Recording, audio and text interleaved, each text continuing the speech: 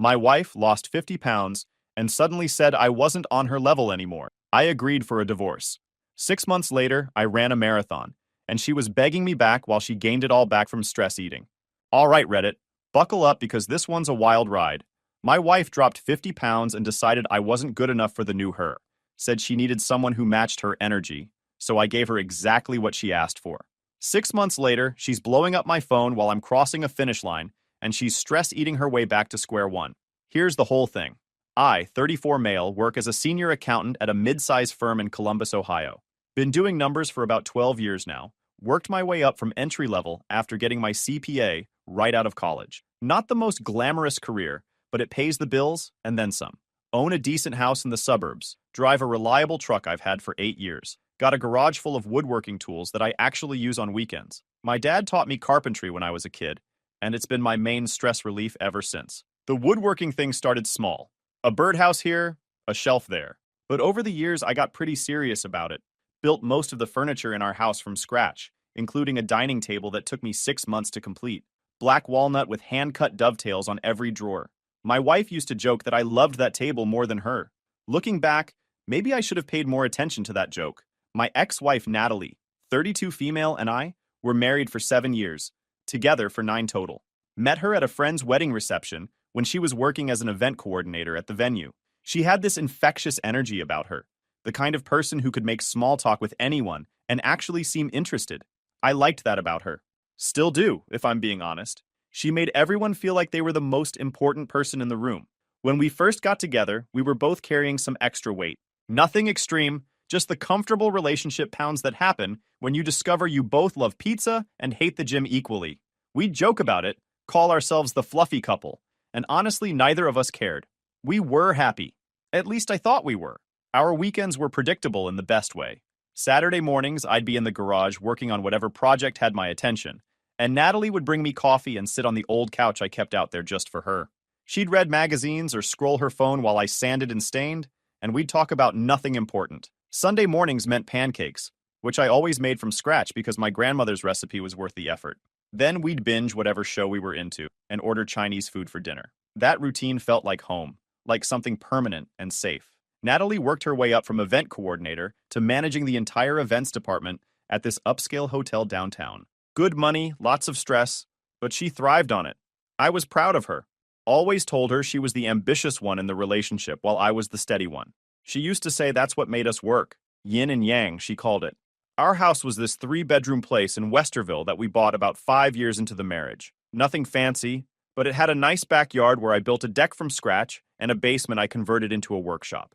The workshop was my sanctuary. Bandsaw, table saw, drill press, hand planes I'd collected from estate sales over the years. Everything had its place. Natalie used to joke that my tools were more organized than her entire life. We had a good thing going.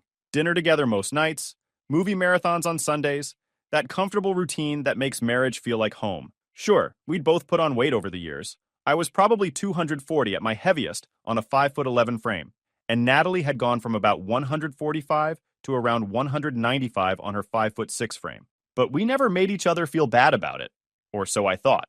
Her parents actually commented on it once, during a holiday dinner at their place. Her mom Karen made some offhand remark about how happy weight was a sign of a good marriage, and her dad Richard laughed and patted his own stomach like it was proof. They were good people, Natalie's parents.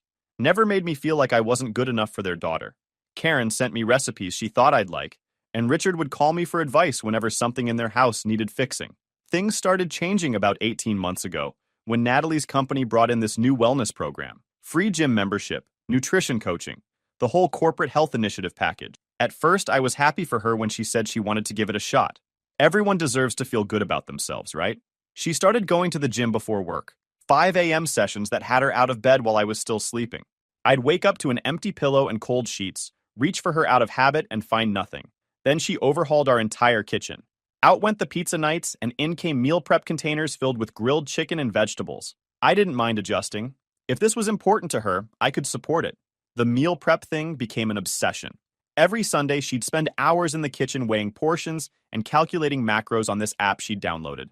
The fridge that used to hold leftovers and random takeout containers was suddenly filled with identical Tupperware, each one labeled with the day it was supposed to be eaten. My grandmother's pancake recipe got replaced with protein pancakes that tasted like cardboard mixed with regret. My buddy Craig noticed the changes before I fully processed them. Craig's been my best friend since college, works as a firefighter downtown, and has zero filter when it comes to telling me things I don't want to hear. We met freshman year when we were randomly assigned as roommates, and we've been tight ever since. He's the kind of friend who'll help you move a body and then roast you for whatever got you into that situation in the first place. Dude, when's the last time Natalie actually ate dinner with you? He asked one Saturday while we were at his place watching football. His wife Jenny was out with her sisters, so it was just us and a bunch of wings I'd picked up on the way over. I had to think about it. She eats, just different stuff. She's on this whole clean eating thing now. That's not what I asked. When's the last time you two sat down and had an actual meal together? Not her eating her sad chicken while you microwave leftover pasta? He had a point. Natalie had been eating separately for weeks, always with some excuse about timing her meals around workouts or needing specific macros at specific times. Our dinner conversations had been replaced with her scrolling through fitness Instagram accounts while I ate alone at the table we'd built together. The table I'd spent 6 months on, the one she used to say was her favorite thing in the house. She's just focused right now, I said. It's a phase. Craig gave me that look he always gives when he thinks I'm being naive. The one where he squints slightly and shakes his head like I've just said something profoundly stupid. Hope you're right, brother. But I've seen this movie before, and it usually ends with some dude moving back in with his parents. Natalie's not like that. They're all not like that until they are. The physical transformation was undeniable. Over the course of about 8 months, Natalie dropped from 195 to 145 pounds. She looked great, I'm not gonna lie. Her face thinned out, her collarbones became prominent, and she carried herself differently. More confident, more aware of how people looked at her, but more than her body changed, her entire personality seemed to shift. The woman who used to curl up on the garage couch in sweatpants now wouldn't leave the house without a full face of makeup. The woman who laughed at my dumb jokes now seemed annoyed by them. The woman who loved our quiet weekends now found them boring. She started buying new clothes constantly. Tight dresses, workout gear that cost more than my tools, heels she never would have worn before. Her closet underwent a complete transformation. All the comfortable clothes she used to live in got donated to Goodwill, replaced by stuff that looked more suited for Instagram than real life. Her social media transformed from pictures of us together into solo gym selfies and inspirational quotes about becoming your best self and outgrowing situations that no longer serve you. That last one should have been my first real warning sign.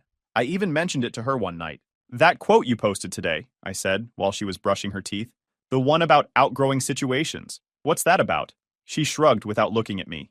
Just something my trainer shared. It resonated. It resonated how? Justin, it's just a quote. Don't read into everything. But I couldn't help it. The quote felt pointed, like a message meant for someone specific. Maybe me.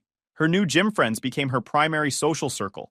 Group of women who all looked like they stepped out of a fitness magazine and talked about nothing but protein intake and squat PRS. Their names were Kelsey, Brittany, and Madison, and they all had the same aesthetic: ponytails, athletic wear, and matching water bottles that probably cost $50 each. She'd go out with them for healthy dinners that somehow always turned into late nights. I'd be in bed by the time she got home, and she'd slip in smelling like some club instead of a restaurant. Her gym bag started containing clothes I'd never seen her wear, including this sparkly top that definitely wasn't meant for working out. I tried to keep up at first, started going to the gym myself, making some effort to eat better, downloaded a calorie counting app and tried to make sense of the whole macro thing. But every time I'd suggest we work out together, she'd have some excuse. Her trainer had a specific program for her. Her gym friends were doing a class she'd already committed to. She needed her solo time to focus. Maybe next week, she'd say. Every week, it was maybe next week. The message was clear even if the words weren't. She didn't want me in that part of her life anymore. Her parents noticed the distance before I was willing to admit it. Her mom, Karen, called me one afternoon while Natalie was at some fitness retreat weekend. 3 days of yoga and juice cleanses that cost about $2,000. Justin, honey, is everything okay with you two? Karen asked, concern obvious in her voice. She'd always been warm with me, treating me like the son she never had. Why do you ask? Natalie's been different lately, distant. She barely returns my calls, and when she does, all she talks about is her workouts and her new friends. She used to tell me everything about you two, about your projects, about your plans. Now it's like you don't exist in her conversations. That stung more than I expected. She's just focused on her health stuff right now. I'm sure it'll balance out. Karen was quiet for a moment. I hope so. You're good for her, Justin. You've always been good for her. Don't let her forget that. But Natalie had already forgotten, or decided she didn't care anymore. The actual conversation happened on a Tuesday night in March. I remember because I'd just finished a new coffee table I'd been working on for weeks. Walnut with maple inlays. Probably the best piece I'd ever made. The kind of thing that would have sold for over $1,000 if I'd ever bothered to sell my work instead of just making it for our house. I was excited to show her, had even taken pictures to post on the woodworking forum I followed. She came home from the gym around 8 p.m., which was late even by her new standards. Usually she was back by 7 at the latest. I was in the living room, coffee table positioned perfectly under the lamp to show off the grain. "Hey, check this out," I said, gesturing to my work. "Finally finished it. What do you think?" She barely glanced at it. "That's nice. That's nice." 2 words for something I'd spent 3 months on. 3 months of early mornings in the garage, carefully selecting each piece of wood, hand-cutting the inlays until they fit perfectly. And all I got was, "That's nice. Is everything okay?" I asked, even though I already knew the answer. Natalie set down her gym bag and turned to face me with this expression I'd never seen before. Cold, calculating. Like she was looking at a stranger instead of her husband of 7 years. Like she was evaluating a piece of furniture she'd decided didn't match the room anymore. "We need to talk, Justin." Those 4 words, the relationship death sentence. I sat down on the couch, and she remained standing. Power move, whether she realized it or not. She'd learned that somewhere, probably from one of those self-improvement podcasts she'd been obsessed with lately. "I've been doing a lot of thinking," she started, pacing slightly like she'd rehearsed this. "And I've come to realize that we're just not compatible anymore." "Not compatible? We've been married for 7 years, Nat. We were pretty compatible last I checked." That was before. Before I became who I really am. Before I started actually taking care of myself and growing as a person. She said it like I was supposed to applaud her transformation and accept my dismissal gracefully. "And what does that have to do with us?" She sighed like I was a child who couldn't understand basic math. "Justin, look at you. Look at us. I've changed so much this past year. I've evolved. I've pushed myself to be better, to be healthier, to be someone I'm proud of. And you're still the same person you were when we met. The same person you married, you mean?" "Exactly." She said it like I'd just proven her point. I married someone who matched where I was. But I'm not there anymore. I'm on a completely different level now. And honestly, you're not on my level anymore. I let that sink in. Not on her level. Because she lost weight and started wearing expensive yoga pants. Because she replaced pizza with protein powder and our marriage with gym selfies. So what are you saying? I'm saying I need a partner who matches my energy. Someone who's driven, who takes care of themselves, who wants to grow and evolve. Someone who's on my level. She said that phrase again like it was some profound wisdom instead of shallow nonsense she'd picked up from her new friends. And I'm not that person because I didn't lose 50 pounds. It's not just about the weight, Justin. It's about mindset, ambition, drive. You're content to just be okay at everything. Okay job, okay body, okay life. I want more than okay now. I want exceptional. I'm a senior accountant at one of the top firms in the city.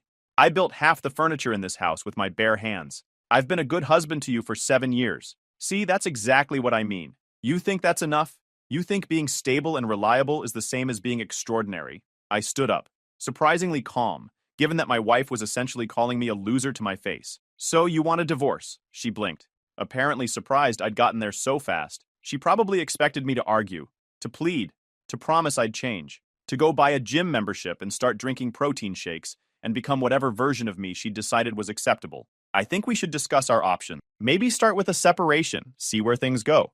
No, no, no separation, no trial period. No, maybe we'll work it out later. You just told me I'm not on your level. You looked me in the face and told me I'm not good enough for you anymore. If that's how you feel, then we're done. Completely done. Now she looked uncertain. This wasn't the script she'd prepared. "Justin, I didn't mean it like that. You meant it exactly like that. And honestly, I'm not going to beg someone to stay with me who thinks I'm beneath her. You want out? You're out. I'll have the papers drawn up by the end of the week." Her face did this weird thing where she clearly hadn't expected me to agree so readily. She'd probably imagined me crying, pleading, promising to change, promising to become worthy of the new her.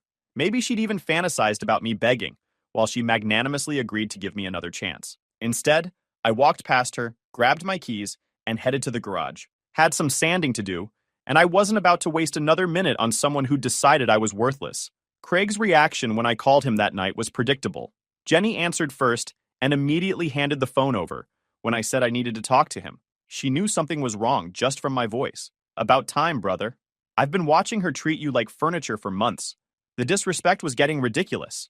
You could have said something. Would you have listened?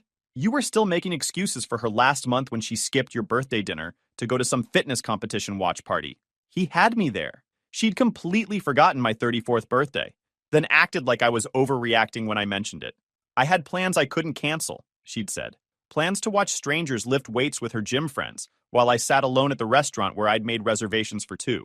The divorce was surprisingly clean, legally speaking. We'd kept our finances mostly separate except for the house, which we agreed to sell and split the equity. No kids, thank God.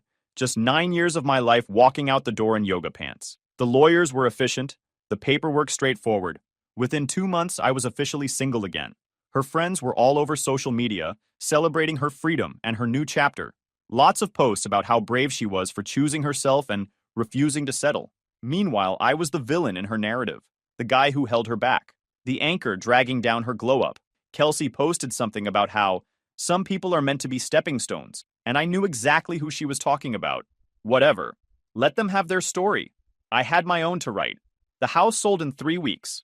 I bought a smaller place closer to downtown, a fixer-upper that needed exactly the kind of work I loved doing. 3 bedrooms, 1 bathroom, a kitchen that hadn't been updated since 1985, and a garage that could fit my entire workshop.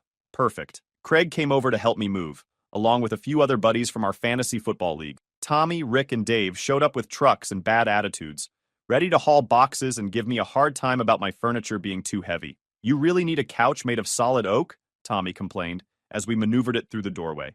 That's walnut, and yes, I don't care if it's made of unicorn tear. Thing weighs as much as a car.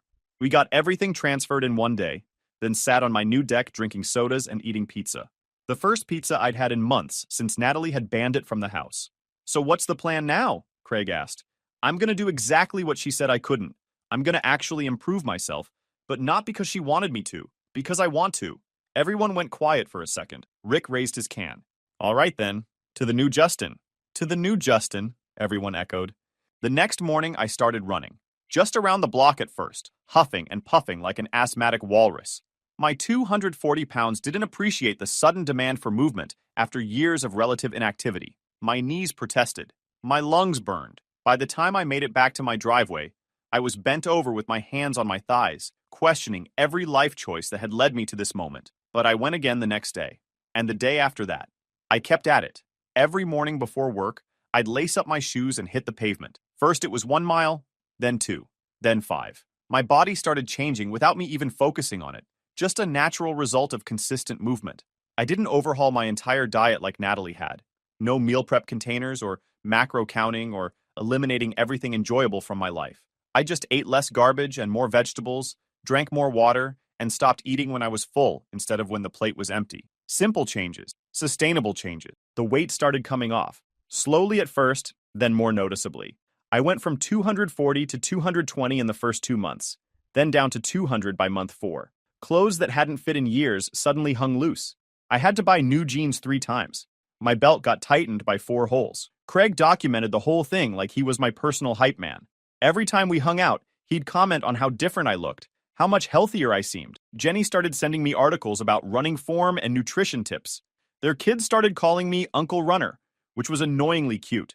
Around month 3, I decided to set a real goal, something concrete and challenging. I signed up for a marathon, not a 5K or a half marathon, a full 26.2 miles. The Columbus Marathon, happening in October, about 6 months from when I started training seriously. When I told Craig, he nearly choked on his drink. Dude, you went from couch potato to marathon runner in less than a year?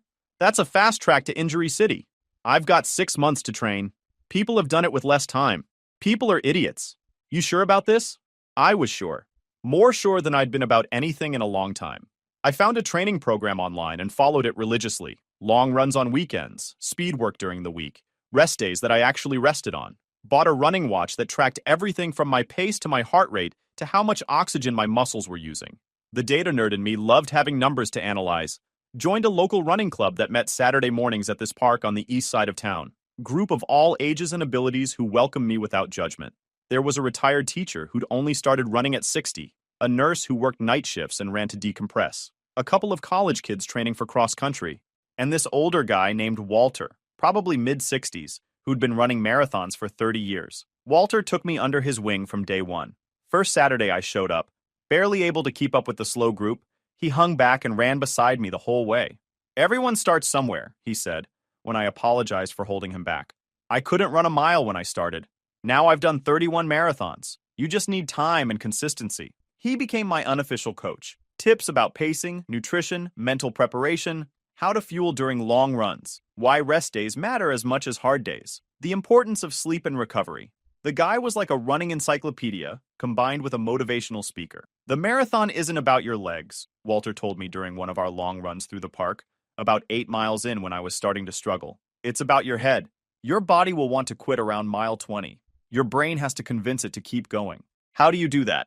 You find your reason, the thing that matters more than the pain. Could be proving something to yourself. Could be honoring someone you lost. Could be finishing what you started. Whatever it is, hold on to it when your legs start screaming." I knew my reason. Didn't need to think about it. The training wasn't always smooth. Month 4, I pushed too hard during a speed workout and tweaked my hamstring. Had to take 10 days off and nearly went crazy sitting on my couch while my running watch collected dust. Physical therapy twice a week, ice baths every night, and enough stretching to qualify for a yoga certification. But I came back stronger. By month 5, I was down to 185 pounds and running 40 miles a week. I'd dropped from a size 38 waist to a 32. My resting heart rate had gone from 85 to 58. Coworkers started commenting on how different I looked. The receptionist at my office asked if I'd been sick because I'd lost so much weight so fast. I told her I'd just started running. She looked at me like I'd said I'd joined a cult. I looked in the mirror and barely recognized myself. Not just thinner, leaner, more defined. The guy staring back at me had visible collarbones and actual muscle definition in his arms. First time in my adult life I could see my abs. The new house was coming together too. I'd refinished the hardwood floors, rebuilt the kitchen cabinets, and was halfway through a master bathroom renovation. Between running and working on the house, I barely had time to think about Natalie, which is when she decided to resurface. First it was a text. "Hey, heard you've been running. That's great." I didn't respond. Then an email. "Justin, I know things ended badly between us, but I've been thinking about you. Can we talk?" Delete. Then she showed up at Craig's place during our regular Sunday football hangout, knowing I'd be there. Jenny let her in before realizing what was happening, and suddenly there she was in the living room, looking completely different from the woman who'd left me. She looked different. Not the sleek, confident version of herself that had walked out of our marriage. Softer around the edges. Tired. Her gym-toned physique had clearly been replaced by someone who'd stopped prioritizing the treadmill. "Hey," she said when she caught my eye. "Can we talk outside?" Craig looked at me, eyebrows raised. I shrugged and followed her to the front porch. Natalie fidgeted with her keys, not quite meeting my eyes. "You look amazing. I almost didn't recognize you when I saw you at the grocery store last week." "What do you want, Natalie?" "I made a mistake." She said it fast, like ripping off a bandage. "A huge, stupid, arrogant mistake. I was so caught up in my own transformation that I convinced myself I'd outgrown you. But I was wrong. What changed your mind?" She laughed bitterly. "Everything fell apart. The gym friends? Turns out they were only friends when I was showing up every day and fitting their image. Once I started missing sessions, they dropped me like I was contagious. Kelsey unfollowed me on everything. Brittany stopped returning my calls. Madison literally walked past me at Target like she didn't know me. And now?" She finally looked at me directly. Her eyes were red-rimmed. "I gained it all back. All 50 pounds, plus about 10 more. Stress eating. Once I wasn't exercising obsessively and the life I thought I wanted started crumbling. I just fell apart. I'm not the same person you left, Natalie, and I'm not interested in going backward." She wiped her eyes. "I get it. I just needed you to know I was wrong." I nodded. "Okay." She turned to leave, then stopped. "For what it's worth, I hope you run an amazing marathon. Craig mentioned you were training for one. October. Columbus Marathon. I'll be cheering for you, even if you don't want me there." After she left, Craig came outside with 2 sodas. "You okay?" "Yeah. Actually, yeah. I think I am." Marathon morning arrived cooler than expected. Perfect running weather. Low 50s with overcast skies. I'd laid out my gear the night before, pinned my bib to my shirt, set 3 alarms even though I knew I wouldn't sleep. Ate a bagel with peanut butter at 4 a.m. like Walter had taught me. Stretched in my living room while the sun came up. Craig met me at the starting corral, wearing a homemade shirt that said, "Go Justin," in sloppy paint letters. Jenny had made it, apparently, and Craig had been too afraid to tell her it looked like something a kindergartner would produce. Tommy, Rick, and Dave were there too, stationed at different points along the course with signs and air horn. "You look ridiculous," I told Craig. "I look supportive. There's a difference." The gun went off and thousands of runners surged forward. The energy was electric. People cheering, music blasting, the collective anticipation of 20,000 people about to do something hard together. The first few miles were crowded and slow, which was fine. I'd trained to negative split, starting slow and finishing fast. Found my rhythm around mile 3 and settled into a comfortable pace. By mile 10, I was feeling strong. My legs were loose, my breathing steady. Strangers lined the streets shouting encouragement, holding signs, ringing cowbells. Kids stuck out their hands for high fives. Someone was blasting Eye of the Tiger from their front porch. An old lady had set up a lawn chair with a sign that said, "Random stranger, I believe in you." I actually got a little choked up at that one. Mile 15 brought the first real challenge. My left calf started tightening, the same one I'd tweaked in training. I backed off the pace slightly, focused on my form, and the cramp subsided. Walter's voice was in my head, reminding me to stay relaxed and trust the training. Your body knows what to do. Get out of its way. Mile 18, I saw Tommy on the sidelines with his air horn. He let it rip right as I passed, screaming, "Looking strong, brother!" Probably annoyed everyone around him, but I didn't care. The boost was real. Mile 20 was where Walter said the race really began. He wasn't wrong. Suddenly, every step felt like wading through concrete. My legs screamed for mercy. My brain started suggesting creative reasons to stop. A bench would feel really good right now. You've already proved something. Nobody would blame you for walking. You could catch the next one. But I kept moving. Mile 21, mile 22, mile 23. I passed runners who'd started faster but couldn't maintain. I passed a guy who'd stopped to stretch his cramping hamstrings. I passed a woman walking with her hands on her hips, completely cooked. The crowd support intensified as we got closer to downtown. People packing the sidewalks 5 deep. Mile 24. Rick appeared with his sign. "Almost there, you beautiful idiot." Mile 25. 1 mile left. The pain was everywhere now. My feet, my legs, my back, my shoulders, everything hurt. But the finish line banner appeared in the distance like a mirage. Mile 26. The crowd noise swelled. I could hear the announcer calling out finisher names. Half a mile, quarter mile, 200 meters. When I turned the final corner, something broke loose in my chest. Not pain. Something else entirely. Relief. Pride. The overwhelming realization that I'd actually done it. I crossed the line at 4:17:33. Craig was waiting in the finisher's area, ugly shirt and all, holding a bottle of water. Jenny was next to him, phone out, recording everything. "You did it, brother. You actually freaking did it." I couldn't talk, just grabbed the water and tried not to collapse. Every muscle in my body was staging a protest, but I was smiling so hard my face hurt. That's when I noticed her. Natalie was standing about 20 feet away, behind the crowd barrier, holding a small sign that said, "You were always on your own level." She looked heavier than when she'd shown up at Craig's. The weight gain was accelerating. She caught my eye and smiled.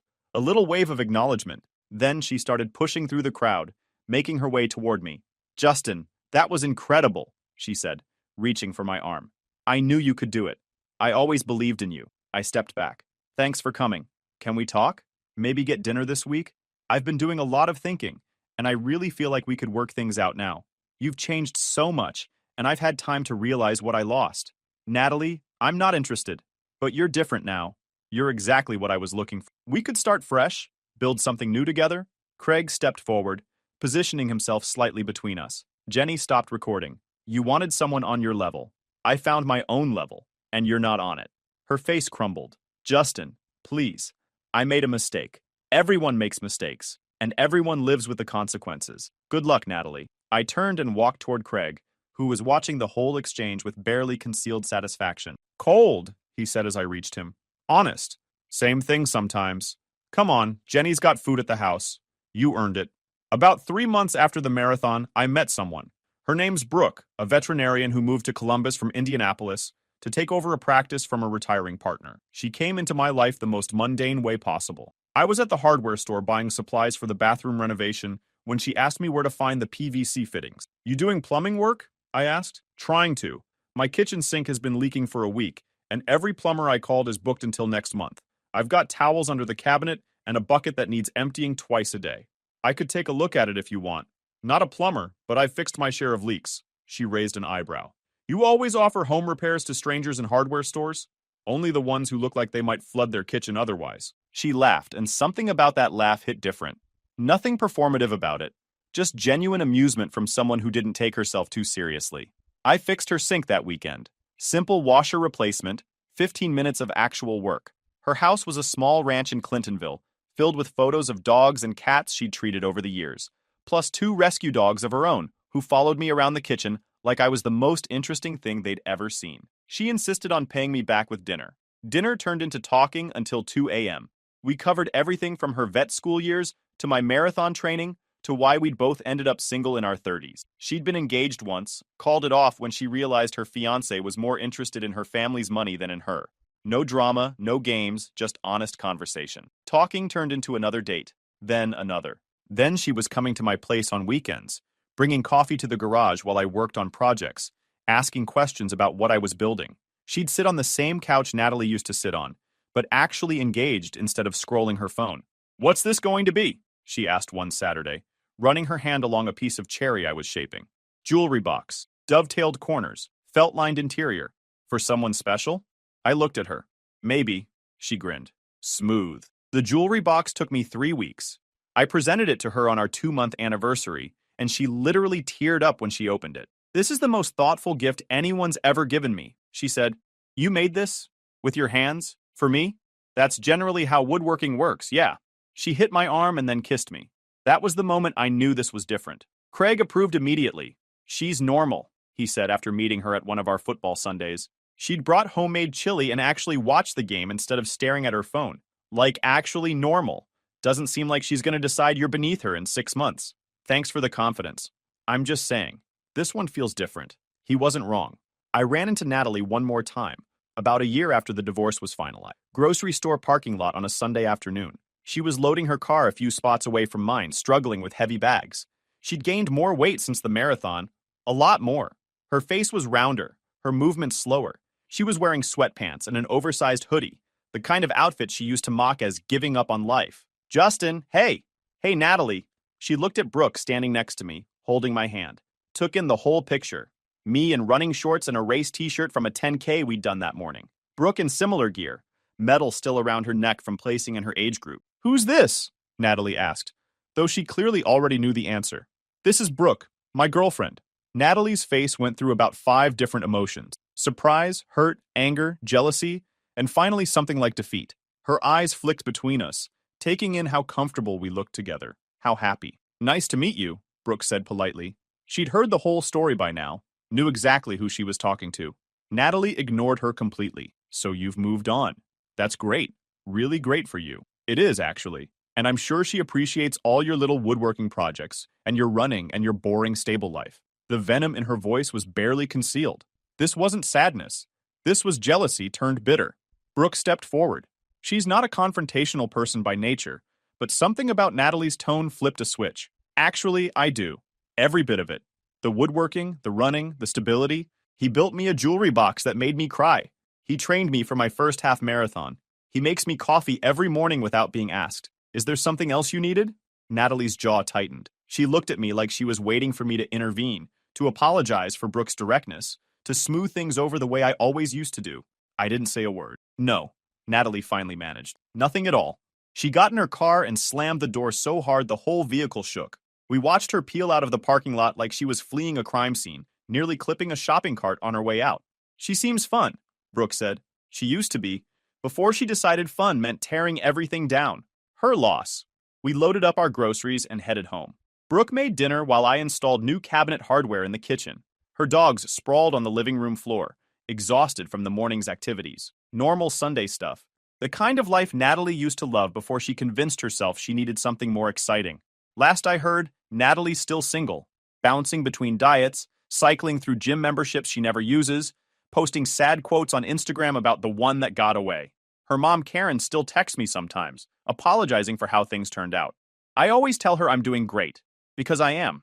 Brooke moved in about 6 months ago. She thinks the dining table I built is the most beautiful piece of furniture she's ever seen. She brings me coffee in the garage on Saturday mornings, and actually listens when I explain what I'm working on. She ran the half marathon with me last fall, and we're both training for a full marathon together this spring.